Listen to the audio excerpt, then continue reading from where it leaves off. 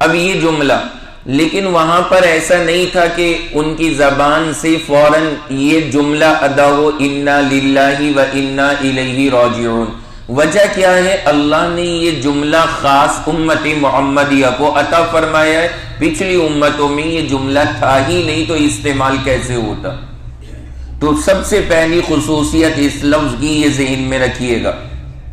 دوسری اہم بات، اللہ تبارک و تعالی نے یہ جو لفظ ہمیں عطا فرمایا انا للہ و انا الیہ راجعون، اس میں غم کے وقت تسلی کی ہے اللہ نے، اور عقل کے حساب سے بھی اور ہماری طبیعت کے حساب سے بھی، دونوں کا علاج اللہ نے اس جملے کے اندر فرما دیا۔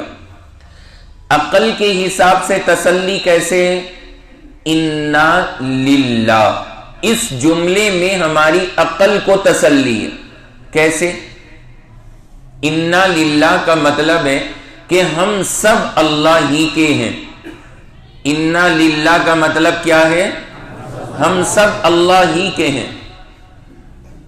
تو جب یہ بات ہم نے اپنے ذہن میں بٹھا لی کہ ہم سب اللہ ہی کے لیے ہیں، اللہ ہی کے ہیں، یعنی مالک سب کا اللہ ہے، تو اب ہماری عقل کو ذرا غم برداشت کرنے میں آسانی ہو جائے گی، سکون ملے گا۔ کیوں؟ جیسے کوئی ایک بندہ مالک ہے اور آپ کو اس نے مثلا بائک استعمال کرنے کے لیے دے دی کہ جب تک ضرورت ہو آپ استعمال کریں۔ اب آپ استعمال کر رہے ہیں، اس سے مزے لے رہے ہیں، سب جگہ آ رہے ہیں، جا رہے ہیں، سب ہو رہا ہے۔ کچھ وقت کے بعد مالک نے کہا کہ بھائی اب مجھے ضرورت ہے، آپ میری چیز واپس کر دو۔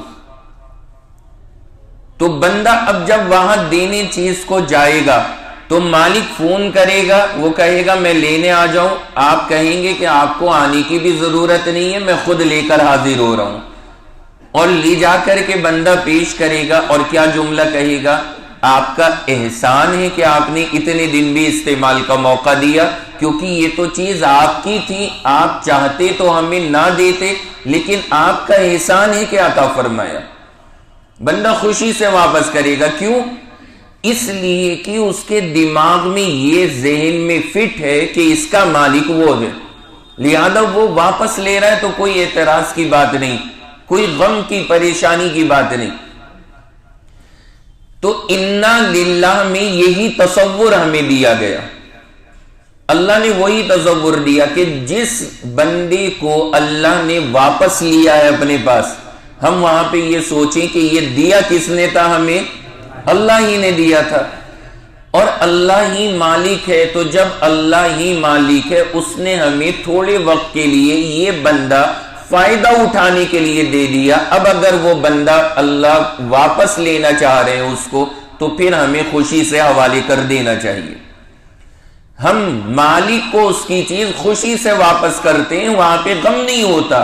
تو اللہ نے اس موقع پر غم کے وقت میں جو یہ الفاظ ہمیں سکھائے، اس میں بہت بڑی تعلیم ہے ہم سب کے لیے عملی۔ انا للہ، بندہ فوراً ذہن کے اندر بٹھائے کہ اللہ ہی مالک ہے، اللہ کی چیز تھی، اللہ نے واپس لے لی، تو عقل کو سکون ملے گا۔ دوسرا جو جملہ ہے اس کا، اس پہ غور کریں، وَإِنَّا إِلَيْهِ رَاجِعُونَ، اس پر غور کریں، اس میں ہماری طبیعت کو سکون ملے گا۔ کیسے؟ اللہ نے کہا کہ یہ جملہ کہنا انا الیہ راجعون، اس کا مطلب ہوتا ہے کہ ہم سب بھی اللہ ہی کی طرف واپس جانے والے ہیں، ہم نے بھی وہیں جانا ہے۔ تو اس سے ہماری جو ہے نا طبیعت کو سکون ملے گا۔ کیسے؟ کسی رشتہ دار کا انتقال ہو گیا، وہ دنیا سے چلا گیا، اللہ نے کہا تم زیادہ غم نہ کرو، کتنے دن کی جدائی ہے، کتنے دن تم اس سے الگ رہو گے۔ سوچو ذرا، اگر ہماری عمر اس وقت میں مان لیجئے 20 سال ہے، 25 سال ہے، 30 سال ہے، جب ہمارے کوئی عزیز دنیا سے گیا، اللہ نے کہا انا الیہ راجعون، تم کتنے دن جدا رہو گے اس سے؟ زیادہ سے زیادہ 100 سال اپنی عمر جوڑ لو، 70 سال 80 سال جو یہ مدت ہے، یہ گزارنے کے بعد ہم کو بھی کہاں جانا ہے؟ وہیں پر جہاں وہ گیا۔ تو اللہ نے کہا کہ جہاں پر آپ کا رشتہ دار جا رہا ہے، جہاں پہ وہ بندہ پہنچا ہے، آپ کو اتنا پریشان ہونے کی ضرورت نہیں، کیونکہ آپ نے بھی وہیں جانا ہے۔ تو بندہ اگر انا للہ و انا الیہ راجعون کے ان دونوں حصوں میں غور کر لے تو غم کے وقت تسلی بڑی آسان ہو جائے گی۔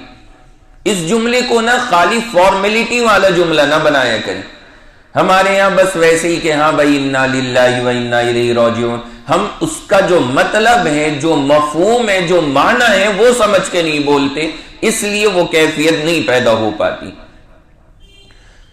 تو انا للہ کہہ کر اللہ نے کیا بتا دیا کہ سب کا مالک کون؟ اللہ۔ لہذا اگر وہ اپنی کوئی نعمت مالک واپس لے تو خوشی سے دینی چاہیے یا لڑ جھگڑ کر؟ خوشی سے دے دینی چاہیے۔ ہاں غم تو ہوگا، بائک کتنے دن چلا رہے تھے، مزہ آ رہا تھا، اب سائیکل پہ دائیں دائیں پیر مارنے پڑیں گے، تھوڑی سی تو تکلیف ہوگی، احساس تو ہوگا، غم تو ہوگا تھوڑا سا کہ یار مطلب ایک چیز سے ہمارا کنیکشن تھا، وہ چیز الگ ہو گئی، تھوڑا سا احساس ہوگا۔ تو اس احساس کو شریعت نے کوئی منع نہیں کیا، اجازت دی ہے۔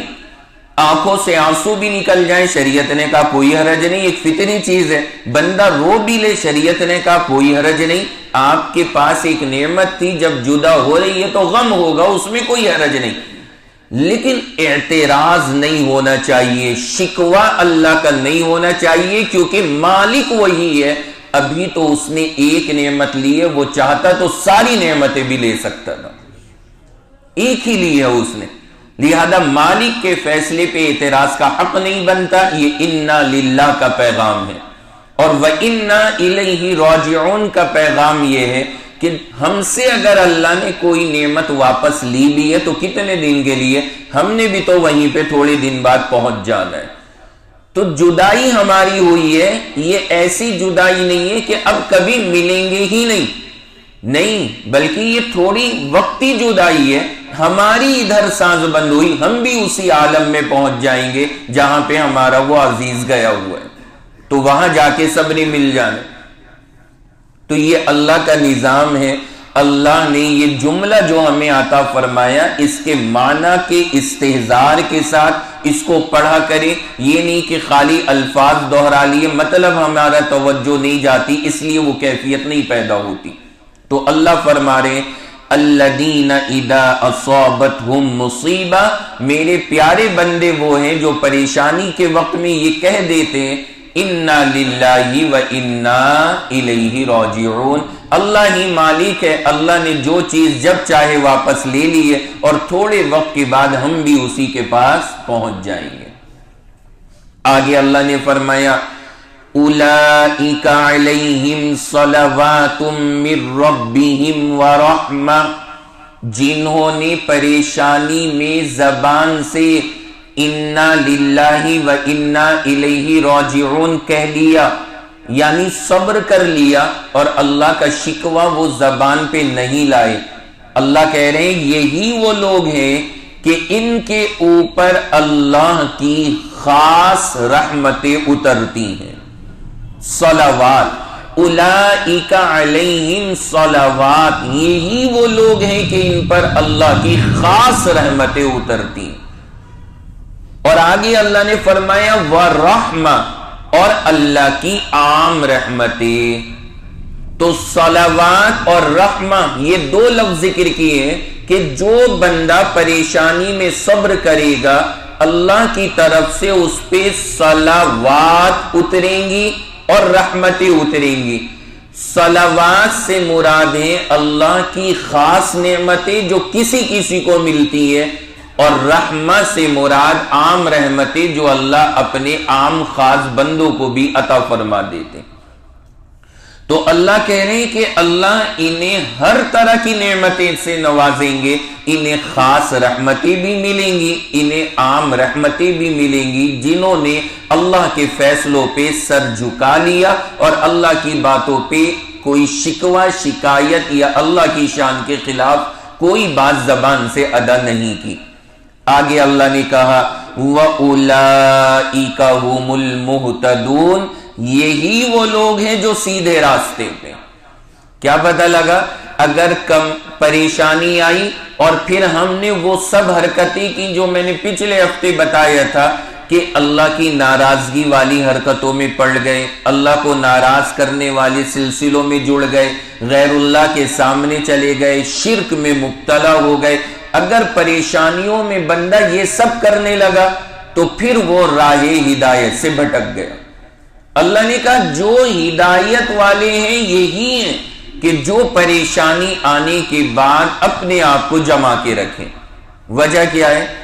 دیکھیں سیدھی سی بات ہے، دنیا کا ایک اصول ہے، اچھا جب چلتا ہے نا تب تو سب بنے رہتے ہیں.